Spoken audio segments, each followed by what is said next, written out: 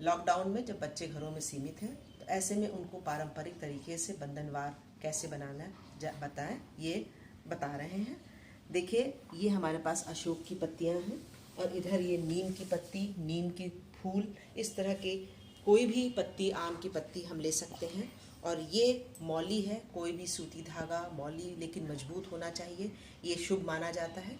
ये बच्चों को दें और इस पे हम रीफ नॉट लगाते हुए एक छोटी सी पहले नॉट बनाएंगे। देखिए इस तरह से। और इसमें ये अशोक के पत्ते हैं, इनको हम पोके दोनों तरफ से इसे बराबर से खींच देंगे। इसी तरह से फिर अगला ये जो बीच में लूप बना है, इसी लूप में हम पत्तियों को लगाएंगे और लगा करके इसे बराबर से दोनों तरफ से फिर से खींचेंगे। इस तरह से बांधते बांधते कुछ ये इस तरह से बन जाएगी, बनती चली जाएगी।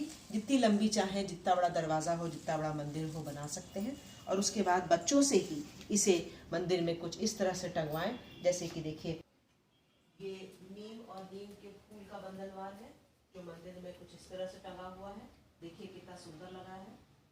प्रतिदिन यदि बच्चे इसे बना करके टांगे तो यह शुभ भी है, घर के वायु प्रदूषण को भी दूर करता है और सुंदर भी लगता है। अभी आपने बंधनवार देखा किस तरह से बनाया जाता है, कितना सुंदर लग रहा है। इसी तरह से हम घर में उपलब्ध वस्तुओं से बच्चों को दीपक बनाना भी सिखा सकते हैं। देखिए ये मेरे हाथ में एक आटे की लोई है, ये आटे की लोई से हम उन्हें दीपक बनाना बता सकते हैं कुछ इस तरह से। जब हम इस लोई को ले करके जितना हो सके फैला लीजिए और फैलाने के बाद हाथ से इसको चार कोने से इस तरह से दबा करके एक दीपक का स्वरूप दे दीजिए। ये चौतरफा दीपक है, चतुर्मुखी दीपक है। और इस चतुर्मुखी दीपक में को बहुत ही शुभ माना जाता है क्योंकि ये चारों दिशाओं में दीप प्रज्वलन के प्रयोग में आता है। और इसके बीच में हम देखिए ये फूल बत्ती है, ये फूल बत्ती डाल सकते हैं। ये तैयार होकर कुछ इस तरह का दिखाई देगा।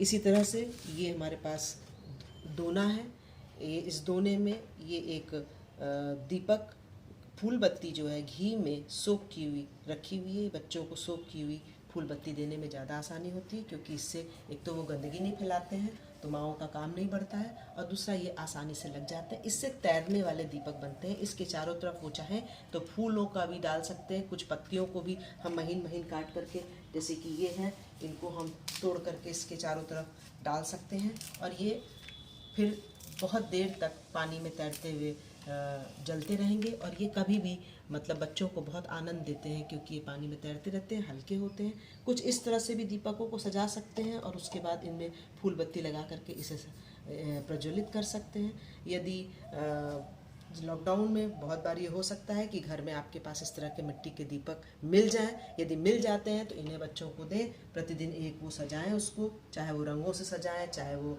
चूने से सजाएं, या फिर यदि आपके पास कुछ नहीं मिलता है तो हल्दी है, रोली है, चावल है, इससे लेप बना करके चारों तरफ लगा करके फिर से फूल बत्ती जला करके इन दीपकों को सुंदर तरीके से बना के रोज़ एक दिन, चाहे तुलसी जी के सामने, चाहे आप अपने मंदिर में, कहीं भी बच्चों से जलवाएं तो उन्हें ये परंपरागत तरीक़ों से दीपक बंधनवार बनाना आ जाएगा और उनकी जो ऊर्जा है वो सकारात्मक होगी। धन्यवाद।